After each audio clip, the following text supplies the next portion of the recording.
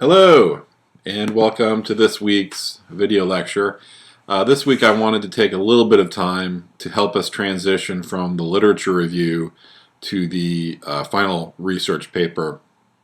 And I wanted to do that because it's worth 35% of your grade, and I want to try to help you guys as much as possible with that.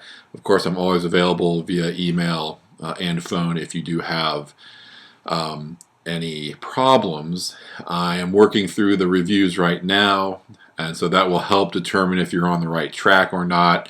I'd say 90% of you are, right where you need to be as far as establishing a foundation for that final paper. And so one way to look at it is the literature review is kind of an open-ended question. You go into it asking some questions about the material, you dig around, and then you come up with some trends, some thematic trends, things that recur over the course of your research, and then you outline those in a kind of a review format, article by article or concept by concept.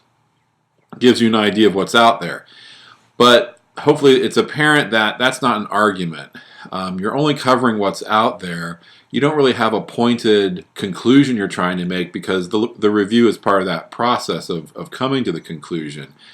After you have written the review, you probably have a better idea of what the issues are and where you might take that as far as a researched argument. And that brings us up to the last assignment. It's essentially a research article. It's going to be 10 pages long. Times New Roman, 12-point, double-spaced. And it approximates what academics do or scientists when they are doing what they do, which is not only present research but have an argument to make about it. So essentially what we're talking about is a paper that has a claim that is debatable, right? You can't argue that pollution is bad, okay? You might argue ways of resolving,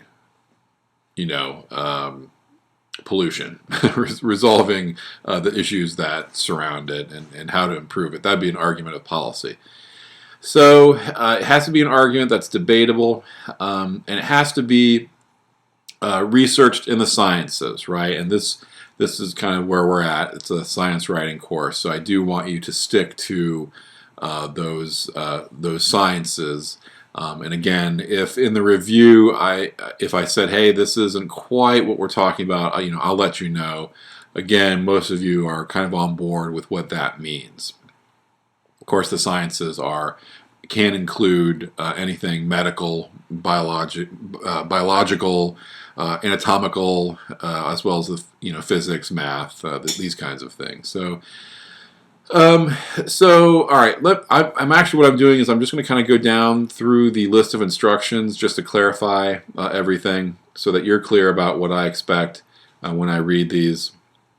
I'm going to cover the title of the paper, the introduction, and what the thesis should look like formally, how to approach the body paragraphs, as well as the conclusion and the works cited list. So let's go ahead and do that.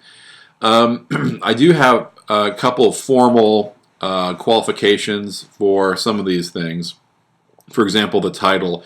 I would like for you to use academic form for the title. And you'll notice that academic titles a lot of times are really long.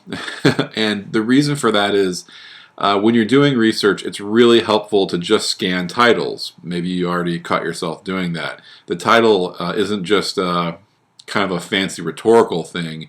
It's a descriptor of your paper. So normal academic form is to take something general, a general concept or subject, write a colon, and then follow that with a little bit more detail about where the paper is going, maybe some of the primary texts if it's a literature assignment.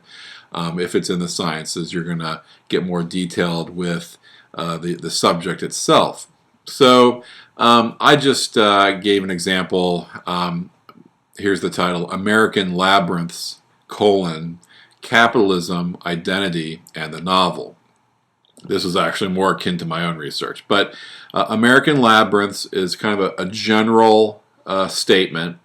Has something to do with labyrinths, right? Has something to do with being an American.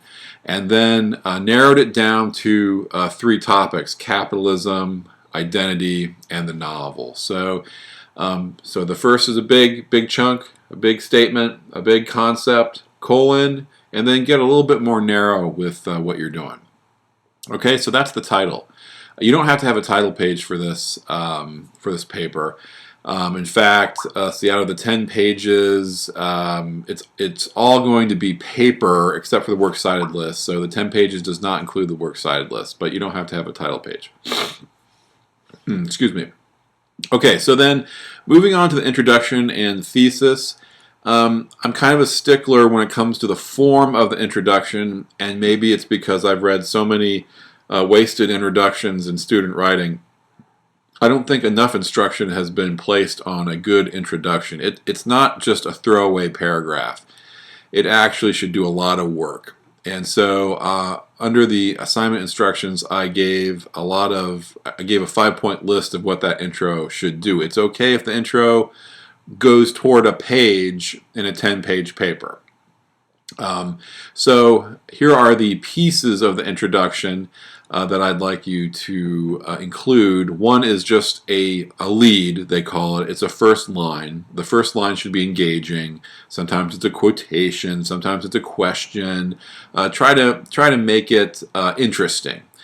And then the second part is you're doing kind of 2 things, and these can be interchangeable or woven together. You're establishing the importance of your subject. That's called the exigency. You're also establishing kind of the background. Could be a historical background of the problem or the issues as they exist. So number 2 and number 3 are about establishing importance of the subject, as well as the setting, the background, set the scene kind of conceptually. Why should we care? Right, that's exigency. Exigency is why should we care? That leads to the purpose and the thesis. A lot of times the purpose and thesis are almost included in the same sentence. It might sound something like, this paper seeks to argue the importance of in order to claim, then support. For example, with your literature reviews, the purpose would have read something like, this review seeks to understand the topic of abortion as it has played out medically, right? But the only trick is the purpose is different than the thesis. I want you to include both. A purpose states what you're going to do. The thesis is the argument. And so the thesis, I give an example in the instructions. I want you to include a kind of form for that as well. The thesis is a claim, all right? The claim is the argument. This is the point I'm trying to make.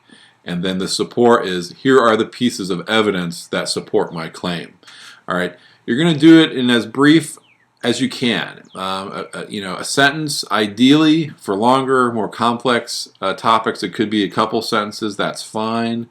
But I do want you to adhere to that form. So again, the example, the following argument will be made by proving A, B, and C.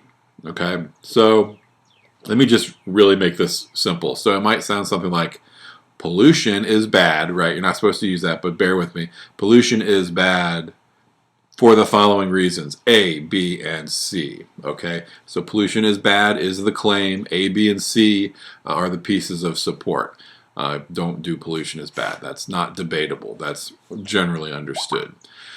Okay, now the cool thing with that is the A, B, and C become in a way, a structure for your paper, where A, B, and C are the body paragraphs or sections that you're going to delve into in the rest of the paper. Okay, so it in a very kind of elegant way sets up the structure of your paper if you do it right.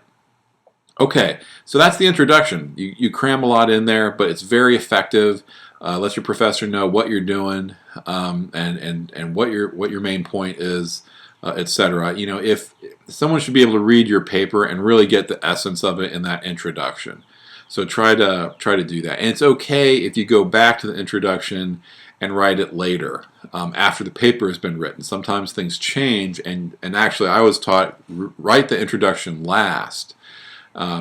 It can go either way, but writing the introduction last presumes that you have an idea exactly of what you did, and therefore can front load that material in the beginning.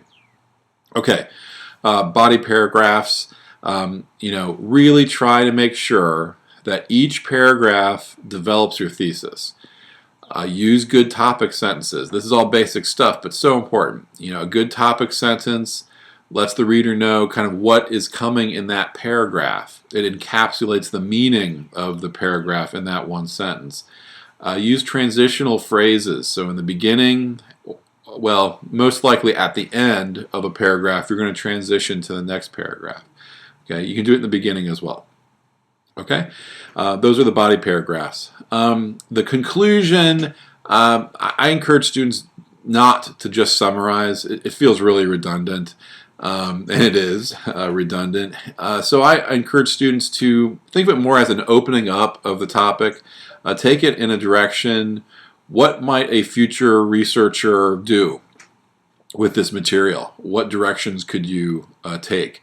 If you were to spend more time on this, where do you think you would go with it? Don't write it in first person, but open up the subject matter, kind of.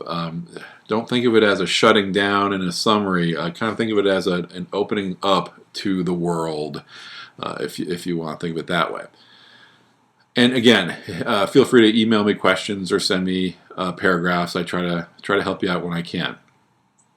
If it gets to me before, you know, the night before the paper's due, right?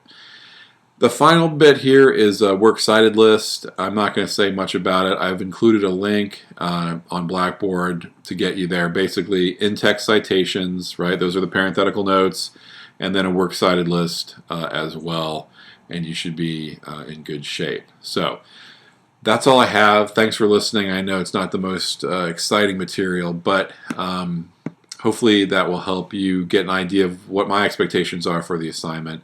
Like I said, email me, phone me if you have any questions. All right, thanks a lot. Bye.